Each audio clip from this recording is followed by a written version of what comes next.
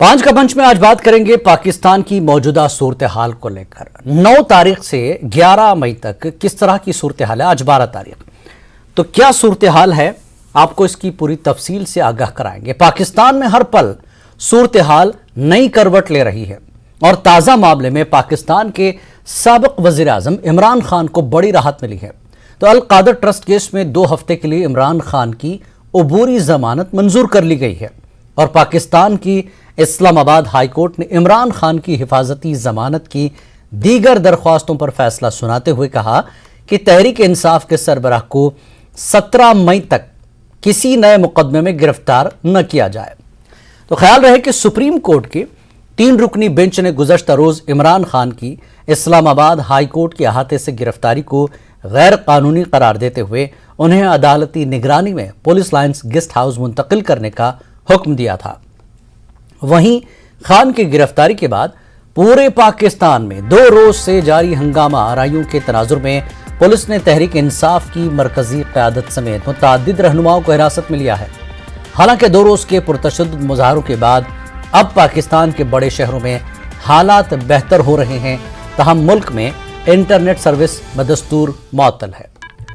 ज़राए के मुताबिक इमरान खान की गिरफ्तारी के बाद मुल्क के मुख्तलिफ शहरों में तहरीक इंसाफ के पुरतशद्दुद एहतजाज में अब तक कम से कम 10 अफराद हलाक और दर्जनों जख्मी हुए हैं। पुरतशद्दुद वाक़यात और आतिज़दगी वाक़यात में मुलविस सैकड़ों लोगों को पुलिस ने गिरफ्तार किया है और दूसरी तरफ पाकिस्तान के वज़ीर आज़म शहबाज शरीफ की सदारत में वफाकी काबीना का इजलास वज़ीर आज़म हाउस में मुनक़िद हुआ, जिसमें मुल्क की मजमूई सूरत हाल पर गौर किया गया।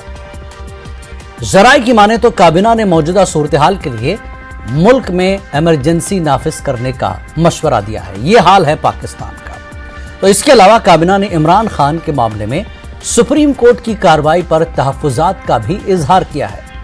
तो कुल मिलाकर ये पूरी तफसील है इमरान खान की 9 मई से लेकर आज तक की गिरफ्तारी, फिर उस पर गिरफ्तारी को गैर कानूनी बताया जाना, फिर हाई कोर्ट में पेश होने का हुक्म दिया जाना सुप्रीम कोर्ट की तरफ से, इस्लामाबाद हाई कोर्ट में फिर आज जिस तरह से पेशी हुई और इस्लामाबाद हाई कोर्ट ने जिस तरह से कहा कि अगले किसी भी मुकदमे में, नए मुकदमे में कोई गिरफ्तारी 17 मई तक इमरान खान की नहीं होगी।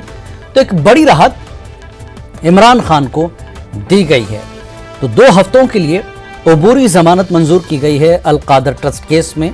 इसके अलावा दीगर केसों में भी ये जमानत मिली है और ख़ासकर इस्लामाबाद हाई कोर्ट ने सुप्रीम कोर्ट का जिस तरह से रुख था, उस रुख को देखते हुए, क्योंकि पहले तो अदालत के अहाते से जिस तरह से गिरफ्तार किया गया, उस गिरफ्तारी को गैर कानूनी बताया गया और नैब ने जिस तरह से ये कार्रवाई की है, इस पर सुप्रीम कोर्ट के जजेस ने बहुत सख्त रवैया अपनाया। कहा कि नैब पूरे मुल्क को बर्बाद कर रहा है और हम पूरे मुल्क को जेल बनने नहीं देंगे। ये रिमार्क्स थे सुप्रीम कोर्ट के जजेस के, पाकिस्तान के। और उसके बाद इमरान खान की गिरफ्तारी को गैर कानूनी बताते हुए इमरान खान को कहा गया कि आप दूसरे दिन इस्लामाबाद हाई कोर्ट में पेश हों और साथ में ये भी कहा गया कि अगर हाई कोर्ट जो भी फैसला देता है आपको मानना होगा। और इमरान खान सुप्रीम कोर्ट के हुक्म के मुताबिक हाई कोर्ट में पेश हुए।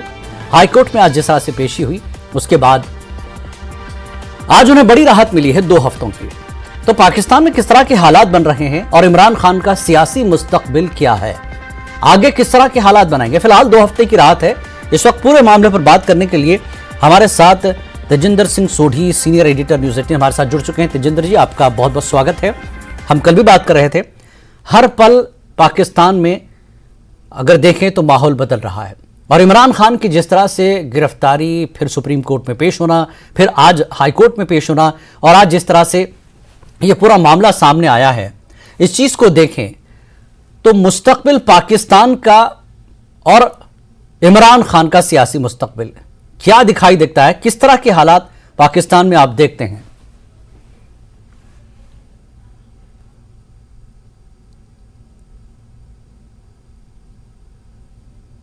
हेलो, आपको मेरी आवाज आ रही है तेजिंदर जी? हेलो, हमारे साथ सीनियर सहाफ़ी हैं पाकिस्तान के कामरान साकी, वो भी जुड़ चुके हैं। आइए उनसे भी जान लेते हैं। कामरान साकी, आज जिस तरह से इस्लामाबाद हाई कोर्ट ने कार्रवाई और ये एक तरह से राहत दी है इमरान खान को, क्या हालात हैं पाकिस्तान में और किस तरह की सिचुएशन आपको दिखाई दे रही है? कामरान,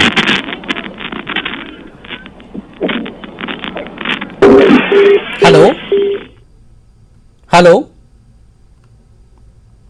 लगता है आवाज नहीं पहुंच पा रही है, तो कुछ तकनीक मसला। अब हम एक बार फिर तेजिंदर सिंह सोढ़ी के पास रुख करेंगे। तेजिंदर जी, जिस तरह से पाकिस्तान के लगातार 9 तारीख से लेकर आज तक के हालात हैं, आप पूरी सिचुएशन को देख रहे हैं।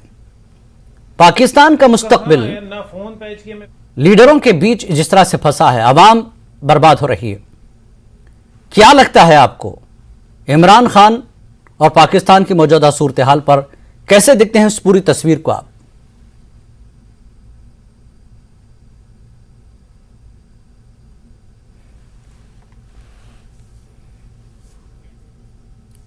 लगता हमारी आवाज नहीं पहुंच पा रही है। तो नाज़रीन, मैं एक बार फिर आपको बता दूं कि यह पूरा मामला अल-कादर ट्रस्ट केस का है, जिसमें हाईकोर्ट में अहाते में जब 9 तारीख को इमरान खान पेश होते हैं, अहाते से गिरफ्तार किया जाता है और जैसे ही गिरफ्तारी हुई पूरे पाकिस्तान में हड़कंप मच गया और पीटीआई के जो कारकुन थे सड़कों पर आ गए।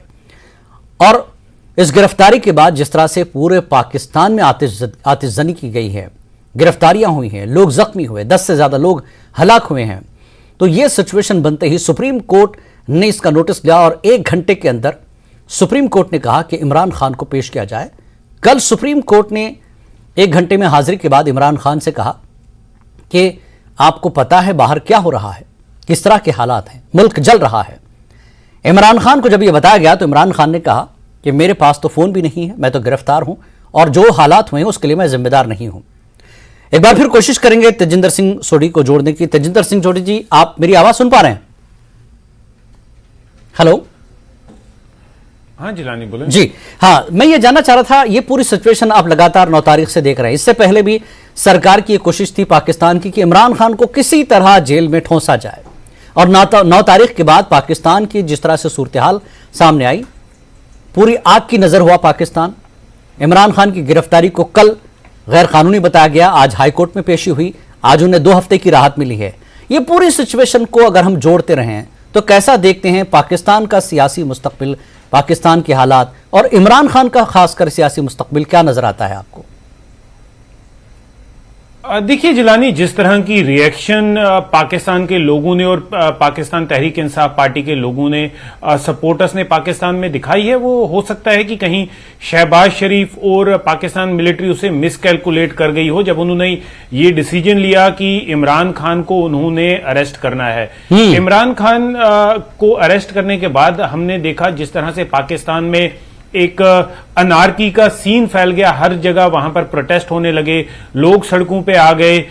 ये मिसकैलकुलेशन थी कहीं ना कहीं शहबाज शरीफ की, गवर्नमेंट की और पाकिस्तान मिलिट्री की। लेकिन आज जिस तरह से कल से लेकर आज तक हमने देखा कि जिस तरह से पाकिस्तान की जुडिशरी इमरान खान के पीछे खड़ी हुई है, कल भी वहां के सुप्रीम कोर्ट ने यह कहा था कि इमरान खान की जिस तरह से अरेस्ट हुआ है वो इल्लीगल है, वो कानूनी जवाइज को फॉलो नहीं किया गया है। तो कहीं ना कहीं इमरान, कल से एक ये दिख रहा था कि कहीं ना कहीं इमरान खान को एक रिलीफ मिलेगी।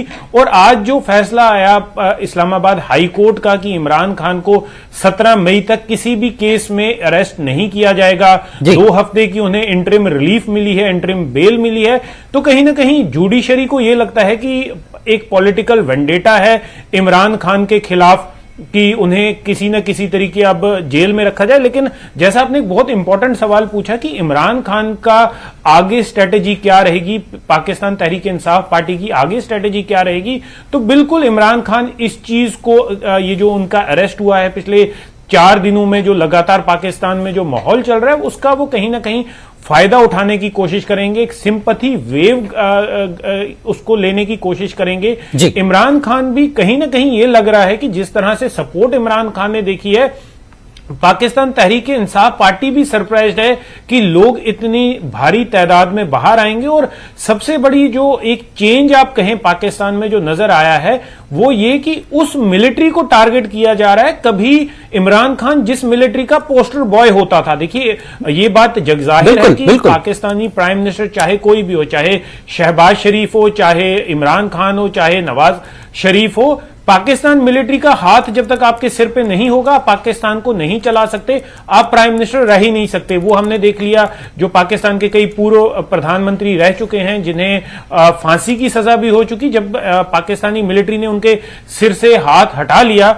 हमने ये नवाज शरीफ के केस में भी देखा कि उन्हें अपना देश छोड़ के सऊदी अरब में कितने सालों तक रहना पड़ा जब उनके रिश्ते जो हैं परवेज मुशर्रफ से खराब हो गए थे। तो पाकिस्तान में आपका सर्वाइवल एक टॉप पॉलिटिकल लीडरशिप पे एक जैसे आप प्राइम मिनिस्टर बन के तब तक नहीं रह सकते जब तक आपकी मिलिट्री के साथ रिलेशन ठीक ना हो। लेकिन अब उसी मिलिट्री को लोग टारगेट कर रहे हैं, उस मिलिट्री के अगेंस्ट लोग हो रहे हैं। तो कहीं ना कहीं पाकिस्तान की जो पॉलिटिकल एलीट है वो ये चीज भी समझ चुकी है कि लोगों का गुस्सा अब आप लोगों को गन की बैरल पे कंट्रोल करके नहीं रख सकते।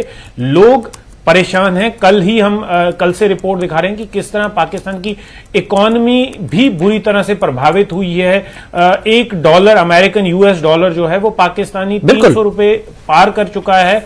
तो पाकिस्तान लगातार पाकिस्तान की जो इकोनॉमिक सिचुएशन थी वो बुरे वक्त से गुजर रही थी। और ये जो पिछले 4-5 दिन के प्रोटेस्ट चल रहे हैं उसने पाकिस्तान के और बुरे हालात जो हैं वो और पाकिस्तान के लिए बुरे हालात बना दिए हैं। जी जिलानी जी, कामरान साकी भी हमारे साथ पाकिस्तान से जुड़ चुके हैं। कामरान साकी, आपका भी इस्तकबाल है।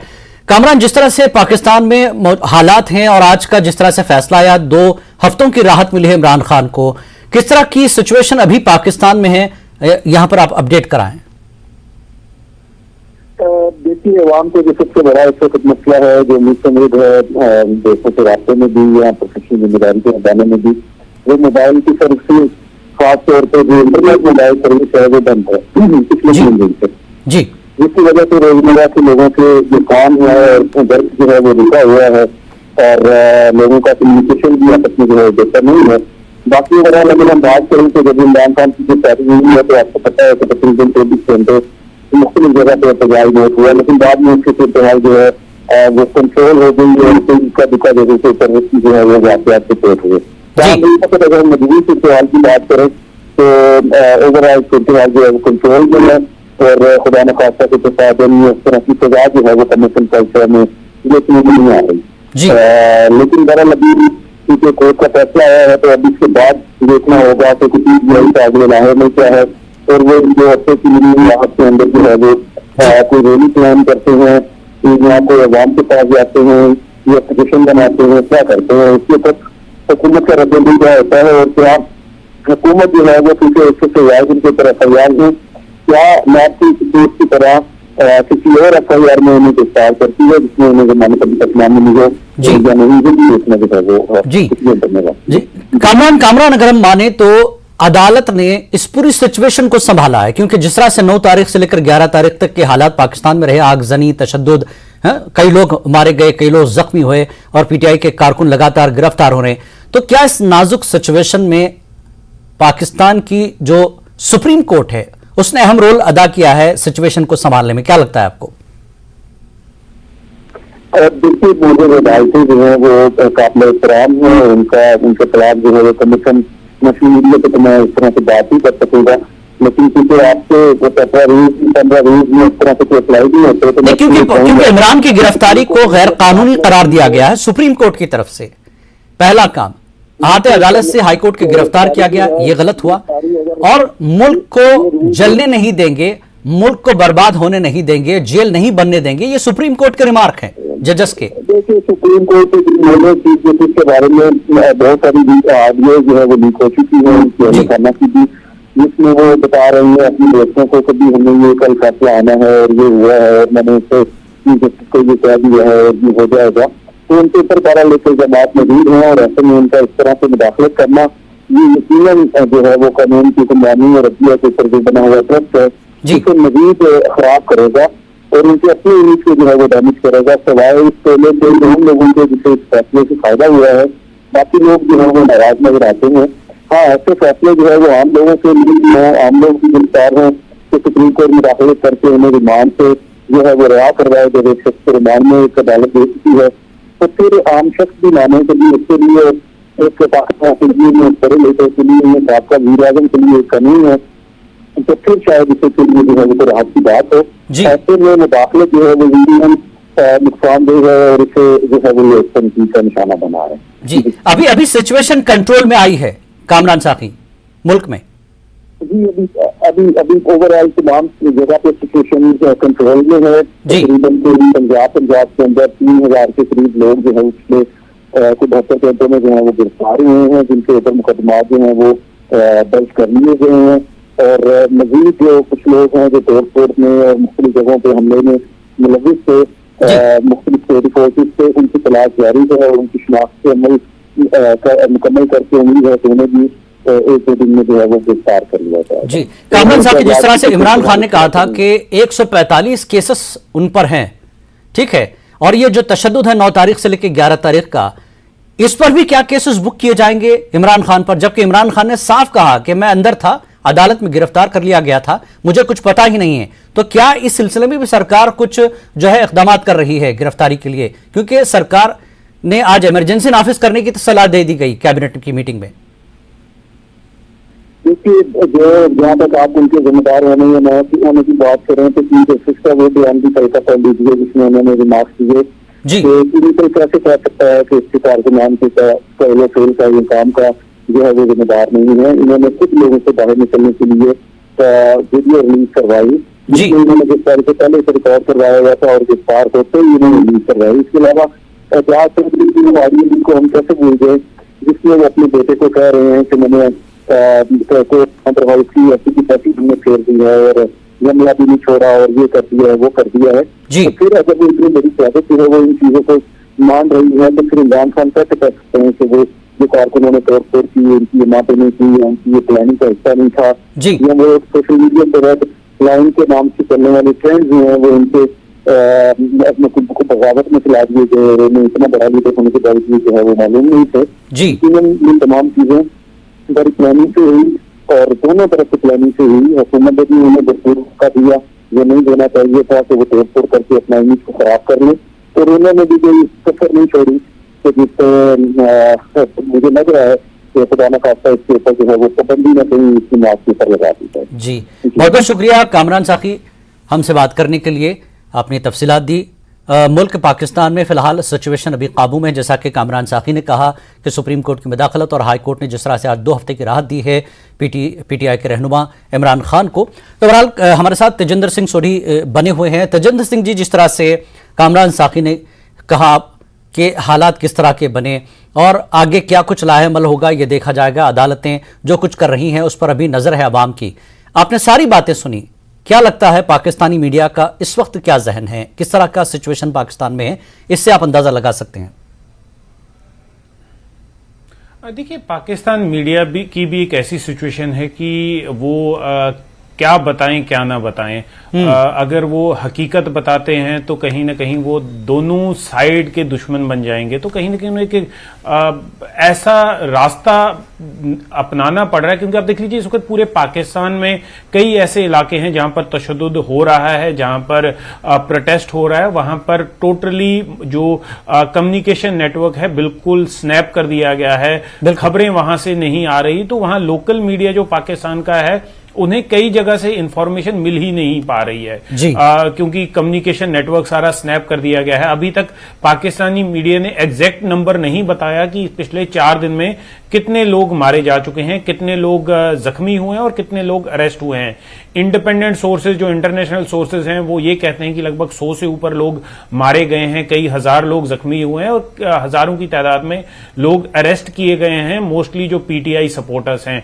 जिस तरह का बवाल हम आए दिन पिछले 4-5 दिनों से पाकिस्तान में देख रहे हैं, तो वो पाकिस्तान मीडिया से उस तरह का बवाल कहीं ना कहीं गायब है, वो दिखा नहीं पा रहे। तो पाकिस्तान मीडिया की मजबूरी जो है वो जग जाहिर है। लेकिन तेजेंद्र जी, मैं एक छोटा सा सवाल इसमें जोड़ना चाहूंगा। आपने बहुत एक अच्छी चीज यहां पर एक क्लू दिया है कि यहां पर इमरान खान को समझने में और उनकी पार्टी को समझने में आर्मी को गलतफहमी की शिकार हो गई, वो महसूस नहीं कर पाई।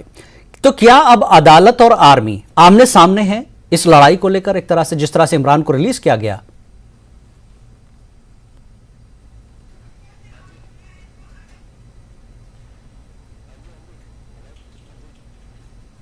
हेलो हेलो,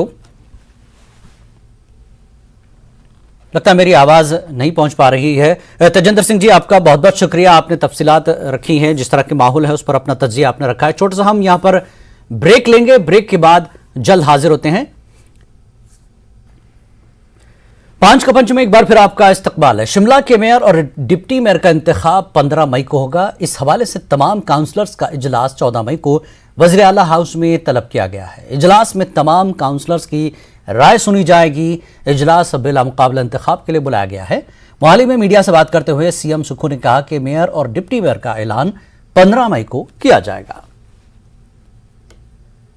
15 अक्टूबर को करेंगे। हमारा जो ये पेज का कोई ऐसा बात ही नहीं है। अब वो 4 तारीख को इलेक्शन खत्म हो तो 10 दिन उनको आराम करने के लिए भी तो समय चाहिए जी। 10 दिन उनको आराम करने का समय दिया। 15 तारीख को मेयर डिप्टी मेयर का चुनाव हो जाएगा। तो इस पूरे मामले पर बात करने के लिए रणबीर हमारे साथ जुड़ चुके हैं, हमारे नुमाइंदे। रणबीर, 15 मई को इंतखाब होगा, चुना जाएगा मेयर और डिप्टी मेयर, क्या कुछ तय कर लिया गया है? दौड़ में कौन कौन हैं लोग? जी हाँ, देखिए, सबसे पहले इस बाबत आज जो एक सूचना कांग्रेस कार्यालय की तरफ से जारी की गई है कि 14 मई को शाम 5 बजे मुख्यमंत्री के सरकारी आवास ओक ओवर में सभी पार्षदों के साथ बैठक की जाएगी। सभी पार्षद इस बैठक में मौजूद रहेंगे जो 24 जीतकर पार्षद आए हुए हैं। इस बैठक में जो कांग्रेस की प्रदेशाध्यक्ष हैं प्रतिभा सिंह, वो मौजूद रहेंगी। मुख्यमंत्री इसमें मौजूद रहेंगे। कैबिनेट मंत्री हर्षवर्धन चौहान, अनिरुद्ध सिंह और विक्रमादित्य सिंह भी इसमें मौजूद रहेंगे। साथ ही जो शिमला शहर के विधायक हैं हरीश जनार्था, वो भी इसमें मौजूद रहेंगे। जो सह प्रभारी है यहाँ पर, जिन्हें पर्यवेक्षक बनाया गया था इन चुनावों के लिए, तेजेंद्र पाल सिंह बिट्टू, वो भी इसमें मौजूद रहेंगे। और इसमें यह भी जानकारी दी गई है कि 14 मई की शाम को जब ये बैठक होगी तो बारी बारी से एक एक पार्षद से उनकी राय पूछी जाएगी, उनकी पसंद पूछी जाएगी। जब सभी पार्षदों की पसंद पूछ ली जाएगी, उनसे राय मशवरा किया जाएगा, उसके बाद जो कांग्रेस का जो शीर्ष नेतृत्व है, जिसमें मुख्यमंत्री भी शामिल होंगे, जो कैबिनेट मंत्री हैं वो भी शामिल होंगे, वो चर्चा करेंगे और सर्वसहमति से मेयर और डिप्टी मेयर जो है चुन लिए जाएंगे। ये माना जा रहा है कि 14 की शाम को ये तय हो जाएगा कि मेयर और डिप्टी मेयर कौन बनेंगे। मेयर की बात करें तो मेयर पद के लिए सबसे आगे जिनका नाम चल रहा है वो छोटा शिमला से पार्षद है सुरेंद्र चौहान, उनका नाम सबसे आगे चल रहा है। लेकिन 2 नाम और भी है, जिसमें जो सांकी वार्ड से जो पार्षद है कुलदीप ठाकुर, उनका नाम चल रहा है। नरेंद्र ठाकुर जो बट्टाकुफर से पार्षद है, उनका नाम चल रहा है। डिप्टी मेयर की बात करें तो सिमी नंदा जो नाभा से पार्षद है, उनका नाम भी दौड़ में चल रहा है। इसके अलावा सुषमा कुठियाला का नाम है, उमा कौशल का नाम इसमें शामिल है, रचना भारद्वाज का नाम इसमें शामिल है। तमाम सारे नाम चल रहे हैं रेस में। अब देखना होगा कि ये तो सियासत है, किन नामों पर जो है सहमति बन रही है, लेकिन ये संभावित चेहरे हैं, इन्हीं में से माना जा रहा है कि कोई ना कोई इनमें मेयर और डिप्टी मेयर होगा। लेकिन देखना होगा कि अंत में 14 मई को जब शाम को ये बैठक होगी मुख्यमंत्री के सरकारी आवास में, किसके नाम पर मुहर लगती है। जी रणबीर, जिस तरह से सुक्खू सीएम जब दिल्ली से जो है शिमला वापस आए थे, तब कई सवालों को उन्होंने टाल दिया था। तो दिल्ली में क्या कुछ तय हुआ है? क्या दिल्ली में यह तय हुआ कि यहां पर पार्षदों से पूछा जाए और वहीं पर निपटारा किया जाए उनकी राय जानते हुए? लेकिन यहां पर एक मसला यह भी फंस रहा है कि सीएम सुक्खू की तरफ से ग्रुप का एक हिस्सा है, फिर वहां पर जो पार्टी प्रेसिडेंट है उनका भी अपना एक वहां पर एक तरह से ताकत है उनकी। तो यहां पर चीफ मिनिस्टर और पार्टी प्रेसिडेंट, तो इनके अपने अपने नुमाइंदे, और यह भी कहा जा रहा था कि एक महिला को भी दिया जाएगा डिप्टी मेयर, कम से कम ऐसी बातें भी आ रही थी। तो क्या इन चीजों पर भी डिस्कशन होगा या फिर दिल्ली से सीधे तय होगा? जी हाँ, देखिए,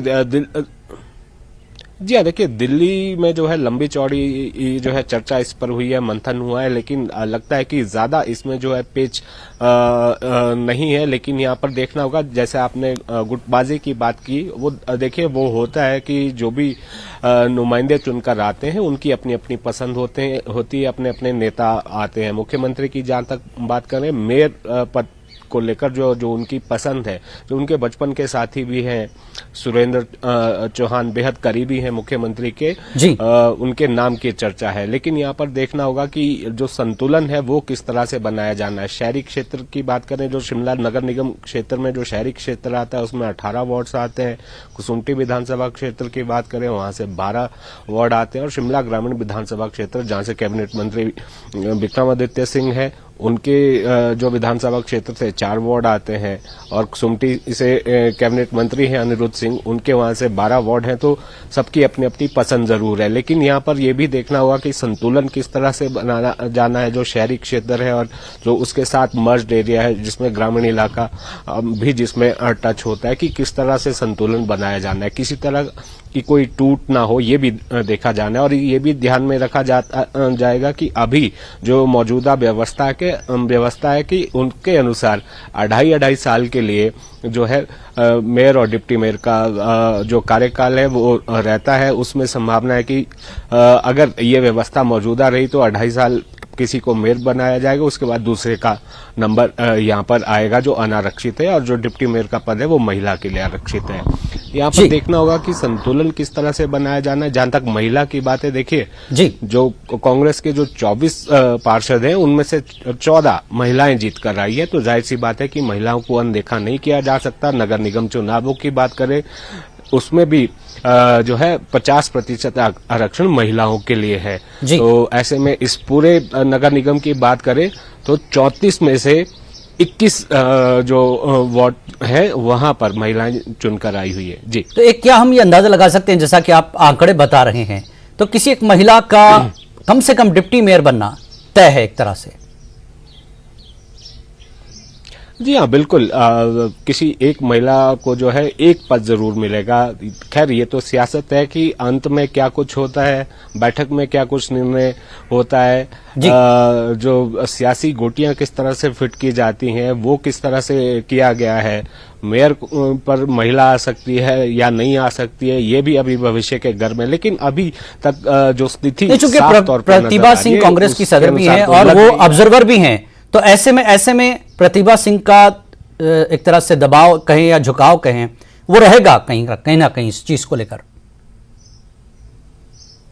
देखिए सारे विषय इसमें है। यहाँ पर मुख्यमंत्री ने जिस तरह से यहाँ पर प्रचार की कमान संभाली है, लगभग सारे वार्ड्स में उन्होंने प्रचार किया है। उन्हीं का चेहरा आगे किया गया था।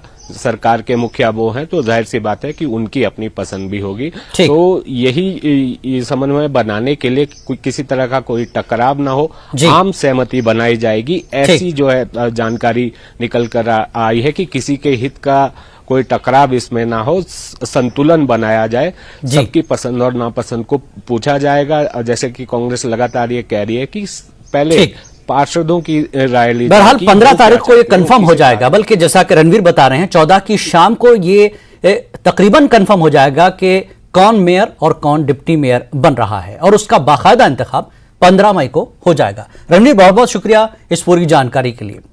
नाज़रीन, 5 का पंच में फिलहाल इतना ही। नमस्कार।